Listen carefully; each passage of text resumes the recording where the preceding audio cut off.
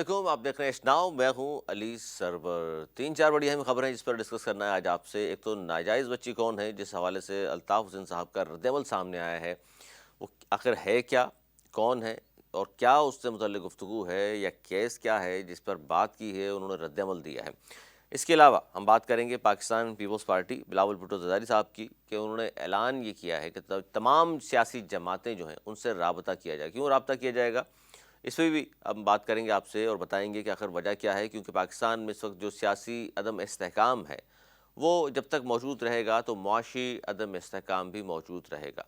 تو اس بات کو اگر ظاہر ہے بہت سارے ناقدین اور دانشور تو بہت پہلے سے کہہ رہے ہیں کہ جناب یہ بات سب سے پہلے آپ کو کرنی چاہیے کہ سیاسی جو عدم استحکام ہے اس کو ختم کرتے ہوئے آپ جب اس کو ختم کریں گے وہ صحیح ہو جائے گا، تو پھر معاشی عدم استحکام جو ہے وہ بھی ختم ہوگا، اور یہ جب ہی ہوگا جب تمام سیاسی جماعتیں ایک ہی پلیٹ فارم پر ہوں گی۔ اور اس پر ظاہر ہے تمام سیاسی جماعتوں ویسے تو بات کرتی ہیں، مودی سے بات کرنے کو تیار ہیں، وہ امریکہ سے بات کرنے کو تیار ہیں، افغانستان سے بات کرنے کو تیار ہیں، لیکن آپس میں بات کرنے کو تیار نہیں ہیں۔ بار بار بہت سارے لوگ ہیں جنہوں نے اس پر کہا اور یہ بھی تجویز دی تمام سیاسی جماعتوں کو کہ جناب آپس کے جو اختلافات ہیں ان کو ایک طرف رکھ کر اس ملک کے لیے، ریاست پاکستان کے لیے، اس کو آگے بڑھانے کے لیے اپنے اختلافات ایک طرف رکھیں، اور سب سے پہلے پاکستان ہونا چاہیے، اور پاکستان کو آگے بڑھانے کے لیے سب کو ایک پیج پر آنا پڑے گا، اور کوئی ایسی پالیسی مرتب کرنی پڑے گی جس پر تمام جماعتیں اتفاق رائے سے آگے بھی بڑھیں، اور پھر پاکستان بھی آگے بڑھے گا۔ اور یہ جو اس وقت جو صورتحال ہے، خاص طور پر بات کر رہا ہوں سیاسی اور معاشی عدم استحکام کی، اس سے بھی نکلا جا سکتا ہے، لیکن ہوگا کب کہ تمام سیاسی جماعتیں جب ایک پلیٹ فارم پر ہوں گی۔ اور اس حوالے سے میں سمجھتا ہوں کہ جہاں بہت سارے لوگ بات کر رہے تھے، آج بلاول بھٹو زرداری صاحب نے اس حوالے سے پہل کی ہے، اور انہوں نے صاف طور پر جو بات کی ہے میں بتا دوں آپ کو۔ انہوں نے کہا کہ ملک میں معاشی اور سیاسی بحران ہے، سب جماعتوں کو مشترکہ ایجنڈے پر جمع ہونا ہوگا۔ اس کا ادراک ان کو ہوا ہے یا کرایا گیا ہے، بہت اچھی بات ہے، اس پر سیریسلی کوششیں ہونی چاہیے۔ اور حالانکہ انہوں نے یہ بھی کہا اسی اپنی اس تقریر میں کہ ان تمام جماعتوں سے بھی رابطہ کریں گے جنہیں ہم پسند کرتے ہیں یا نہیں بھی کرتے، یعنی کہ ان کا جو اشارہ ہے وہ ہے عمران خان کی جماعت یعنی کہ پاکستان تحریک انصاف، کیونکہ ایک دوسرے کے خلاف جتنے آگے جا کر بیانات یہ دے چکے ہیں اور اتنے زیادہ معاملات نو ریٹرن تک پہنچ چکے ہیں، لیکن ملک کے لیے کچھ بھی نہیں۔ یہ تمام سیاسی جماعتیں، ظاہر ایک زمانے میں نون لیگ اور پاکستان پیپلز پارٹی نے بھی ایک دوسرے کے بارے میں کیا کچھ نہیں کہا۔ شہباز شریف صاحب سڑکوں پہ گھسیٹنا چاہ رہے تھے آصف علی زرداری کو، ان کا بیان موجود ہے آج بھی۔ اسی طرح نواز شریف صاحب کے بارے میں زرداری صاحب نے کہا تھا یہ دھرتی کا ناسور ہے، اگر اب بھی ہم نے فیصلہ نہیں کیا، ان کے خلاف اٹھ کھڑے نہیں ہوئے تو اللہ بھی ہمیں معاف نہیں کرے گا۔ اسی طرح شہباز شریف صاحب نے جو کچھ کہا، زرداری صاحب نے ان کے بارے میں جو کچھ کہا، وہ تمام باتیں ایک طرف رکھتے ہوئے وہ گو کہ وہ مفادات کے تحت اس ایک پلیٹ فارم پر آج بھی موجود ہیں۔ اور دوسری طرف یہ بھی دیکھ لیں، میں نے مختلف پروگرامز میں کہا بھی آپ سے کہ ضیاء الحق صاحب کا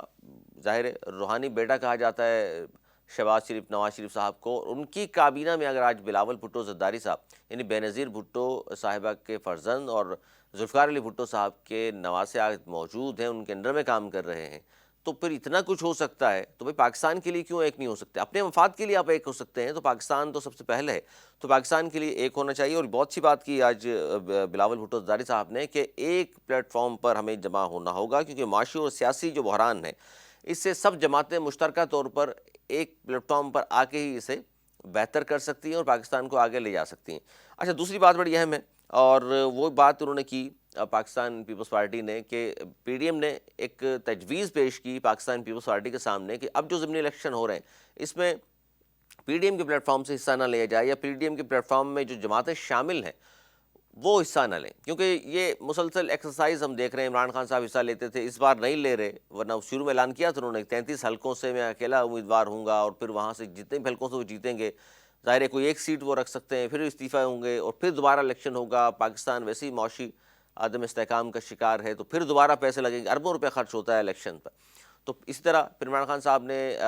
حصہ نہ لینے کا فیصلہ کیا، لیکن پی ٹی آئی حصہ لے رہی ہے، اور پیپلز پارٹی کو بھی اب تک تو پیپلز پارٹی نے انکار نہیں کیا، گو کہ اگر ہم صرف کراچی کے 9 حلقوں کی بات کر لوں تو آفاق احمد صاحب منع کر چکے ہیں، جماعت اسلامی نے حصہ لینے سے انکار کیا ہے، تو M Q M, P T I اور دیگر جماعتیں حصہ لے رہی ہیں۔ تو پیپلز پارٹی اس پر مشاورت کر رہی ہے، اور کہا گیا کہ جن لوگوں نے، جن امیدواروں نے یعنی پیپلز پارٹی کے جو کاغذات نامزدگی جمع کرا چکے ہیں ان سے ہم مشاورت کریں گے کہ وہ کیا کہتے ہیں، ان کی بھی ہم سنیں گے اور اس کے بعد فیصلہ کریں گے کہ انتخابات میں حصہ لینا چاہیے اور یا نہیں لینا چاہیے۔ لگتا یہی ہے کہ پاکستان پیپلز پارٹی انتخابات میں حصہ نہیں لے گی، لگتا یہ ہے، کیونکہ جس طرح کی بات اب سامنے آئی ہے اور مشاورت کی بات سامنے آئی ہو، پھر یہ ایکسرسائز ہے ایک، اور جس طرح کی بات کی جا رہی ہے کہ اس اسمبلی پر جو موجودہ اسمبلی ہے اس میں اگر پاکستان پیپلز پارٹی 2-4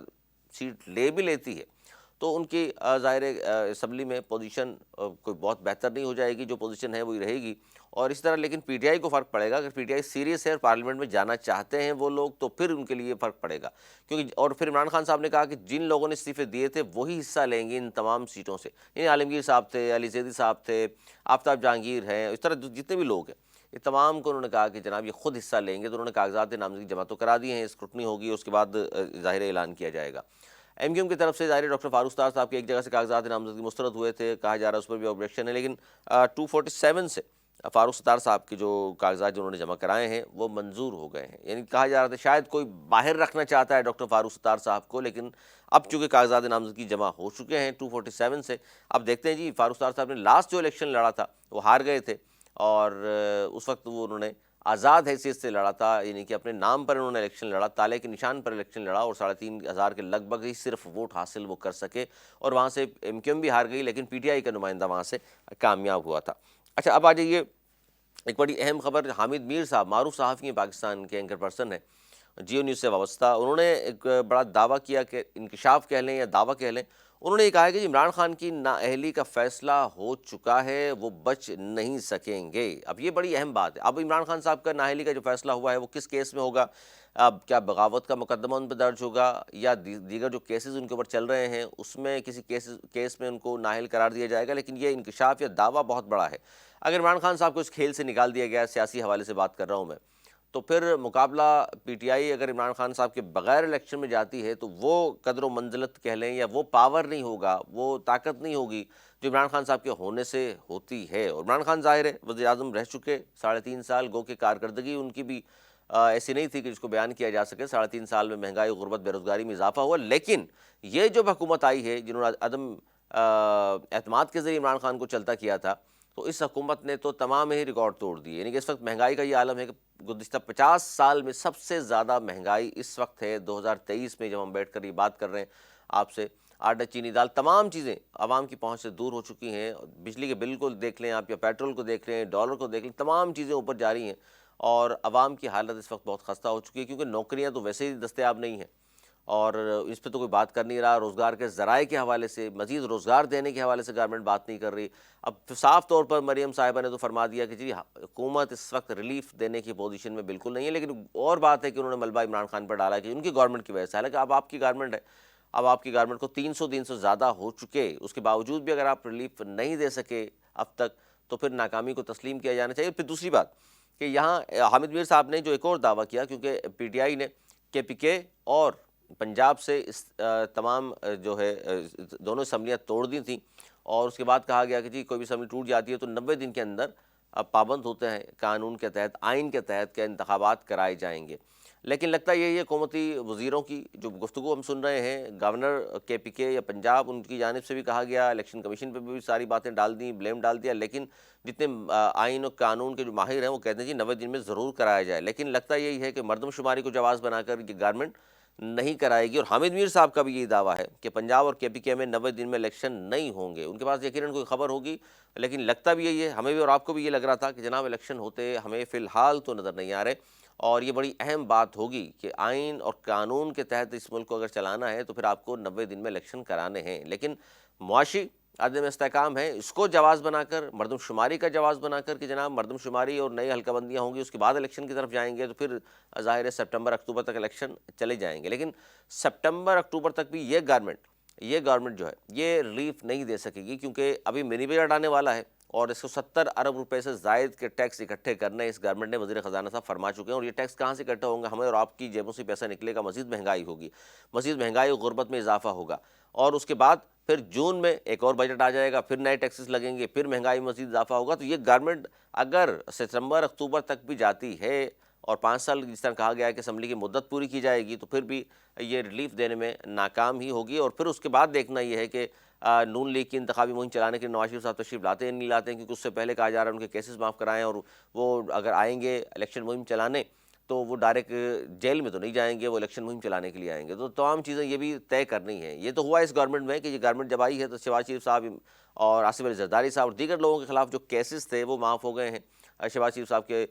بیٹوں کے خلاف جو کیسز تھے وہ معاف ہو رہے ہیں آہستہ آہستہ، آپ دیکھ بھی رہے ہیں۔ مریم نواز صاحبہ واپس آ گئی ہیں اور وہ مہم چلا رہی ہیں ضمنی الیکشن کے حوالے سے، لیکن ان کا کریڈٹ پر جو پچھلی مہم دیکھ لیں ہم، وہ کشمیر کے الیکشن دیکھ لیں، ضمنی انتخابات دیکھ لیں، وہ ان کی انہوں نے اب چیف آرگنائزر کے طور پر کہہ لیں ان کی مہم ضرور چلائی آگے بڑھ کر، لیکن اس میں نون لیگ کو ناکامی کا سامنا کرنا پڑا ہے۔ تو یہ بڑی اہم سچویشن ہے۔ اب آجیے ایک اور خبر جو میں نے شروع میں دی آپ کو، ناجائز بچی کون ہے، جس پر الطاف حسین صاحب نے رد عمل دیا ہے۔ عمران خان صاحب کے اوپر ایک کیس چل رہا ہے جی، ان کی ایک بیٹی جس کو ناجائز کہا جا رہا ہے کیونکہ امریکن عدالت کا فیصلہ موجود ہے، ٹیریان کے حوالے سے ہم بات کر رہے ہیں، اور اس میں پاکستان میں بھی بڑی بحث ہوتی ہے اور کہا جاتا ہے بار بار۔ عمران خان جب وزیر اعظم تھے اس وقت بھی کیس آیا تھا الیکشن کمیشن عدالتوں میں، لیکن کہا گیا اس وقت تو ظاہر وزیر اعظم تھے، استثنا ان کو حاصل تھا، اور اس وقت بھی جو الیکشن نہیں لڑے عمران خان نے، ایک وجہ یہ بھی ہے کہ الیکشن وہ جیتتے ہیں، قومی اسمبلی کے ممبر ہو گئے تو پھر 62-63 کا معاملہ بھی آئے گا، نااہل ہو سکتے تھے تو پھر پیچھے ہٹ گئے الیکشن لڑنے سے۔ اس پر الطاف حسین صاحب نے رد عمل دیا ہے عمران خان صاحب کا نام لیے بغیر، لیکن ظاہر ہے اس کا ہدف جو ہے وہ یہی بچی ہے جس کے بارے میں بات کر۔ انہوں نے یہ کہا کہ دیکھیے جی تمام ظاہر ہے کوئی بھی، انہوں نے کہا اپنی مرضی سے تو اس دنیا میں کوئی بھی شخص پیدا نہیں ہوتا، اور جو عمران خان پر تو تنقید ہو رہی ہے تو کوئی بھی اپنی مرضی سے جب پیدا نہیں ہوتا تو اس شخص کے بارے میں، اس بچے یا بچی کے بارے میں آپ جو کمنٹس کرتے ہیں، جو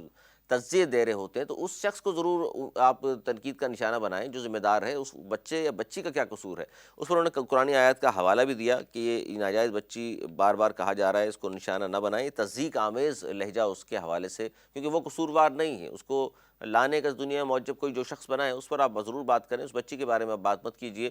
تو یہ انہوں نے ایک اصولی موقف کہہ لیں، اخلاقی موقف کہہ لیں، یہ اپنایا ہے الطاف حسین صاحب نے، لیکن نام انہوں نے عمران خان صاحب کا مینشن نہیں کیا، لیکن یہ بات انہوں نے اسی پر کی ہے کیونکہ جو کیس چل رہا ہے اور بہت سارے لوگوں نے اس پر کہا گیا کہ جناب یہ تو اوپن شٹ کیس ہے کیونکہ امریکن عدالت کا فیصلہ موجود ہے، عمران خان صاحب اس میں نااہل ہو جائیں گے۔